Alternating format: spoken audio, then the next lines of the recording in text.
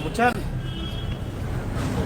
বাজারের বাইরে কোনো চাঁদা তুলতে আসবেন না, কোনো চাঁদাবাজি চলবে না দেবিদ্দার। আপনি শুধুমাত্র বাজারেরই যারা নিচ্ছেন, বাজারটা হচ্ছে শুধুমাত্র কাঁচা বাজার, শুধু কাঁচা বাজারে এদিকে যদি আসেন, মানুষ যদি ধরে আপনাদের পিঠায় পুলিশের হাতে তুলে দেয়, আমাদের কিছু করার নাই, কারণ চাঁদাবাজটা সবাই ধরে পিটাবে, বুঝছেন?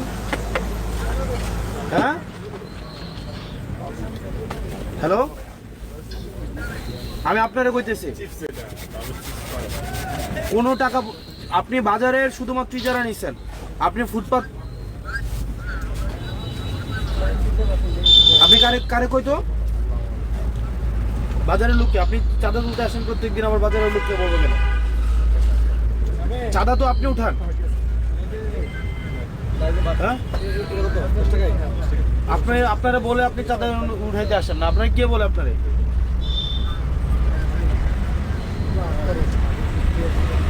কোন ডিলার?